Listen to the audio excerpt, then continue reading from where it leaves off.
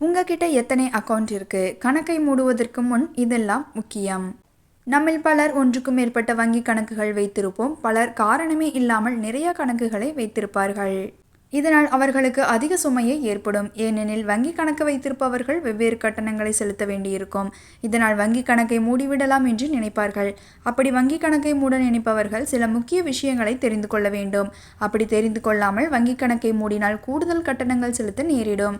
நிறைய வங்கி கணக்குகள் இருந்தாலும் சில தனிப்பட்ட காரணங்களுக்காக வங்கி கணக்கை மூடும் சூழல் ஏற்படுகிறது. ஆனால் வங்கிகள் கணக்கில் குறைந்தபட்ச இருப்பு தொகையை வைத்திருக்க வேண்டும் என்பதற்கு சில வரம்புகளை நிர்ணயித்துள்ளன.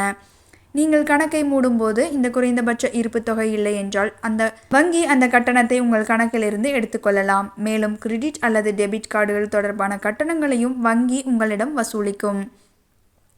உங்கள் வங்கி கணக்கிலிருந்து தானாக பணம் எடுக்கும் வசதியை நீங்கள் ஆக்டிவ் செய்திருந்தால் கணக்கை மூடுவதற்கு முன் அதை ரத்து செய்ய வேண்டும். இல்லை என்றால் உங்களுக்கு சிரமங்கள் ஏற்படலாம். மேலும் அதற்கு அதிக கட்டணங்களும் செலுத்த வேண்டியிருக்கும். எனவே உங்களுடைய வங்கி கணக்கை மூடுவதற்கு முன் அனைத்து ஆட்டோ டெபிட் பரிவர்த்தனைகளையும் இசிஎஸ் வசதிகளையும் ரத்து செய்ய வேண்டும். கணக்கை மூடும் கட்டணங்கள் மற்றும் நிலுவையில் உள்ள கட்டணங்கள் குறித்து வங்கியிடமிருந்து எழுத்துப்பூர்வமாக தகவல்களை பெற்று அனைத்து வேலைகளையும் முடிக்க வேண்டும். உங்கள் வங்கி கணக்கில் நெகட்டிவ் பேலன்ஸ் இல்லை என்பதை உறுதி செய்து கொள்ள வேண்டும். அப்படி ஏதேனும் இருந்தால் அதை சரி செய்ய வேண்டும். கணக்கை மூடுவதற்கு முன் உங்களிடமுள்ள முழு தொகையையும் பணமாக எடுத்துக்கொள்ள வேண்டும் அல்லது வேறு கணக்கிற்கு மாற்றிவிடுவது நல்லது. வங்கி கணக்கை மூடுவது என்பது ஒரு சாதாரண விஷயம் அல்ல. சில எளிய வழிமுறைகளை பின்பற்றினால் தேவையற்ற கட்டணங்களை தவிர்த்து உங்கள் பணத்தை மிச்சப்படுத்தலாம். உதாரணமாக, நீங்கள் ஒரு வங்கி கணக்கை மூடும்போது அதில் ஏதேனும் கிரெடிட் கார்டு அல்லது டெபிட் கார்டு தொடர்பான கட்டணங்கள் நிலுவையில் உள்ளதா என்பதை சரிபார்க்க வேண்டும்.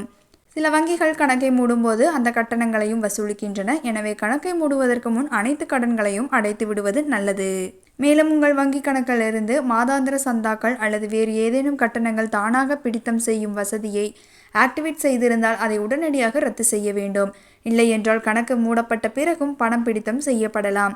அது பின்னர் உங்களுக்கு பிரச்சனைகளை ஏற்படுத்தும். எனவே கணக்கை மூடுவதற்கு முன் அனைத்து ஆட்டோ டெபிட் வசதிகளையும் ரத்து செய்வது மிகவும் முக்கியம்.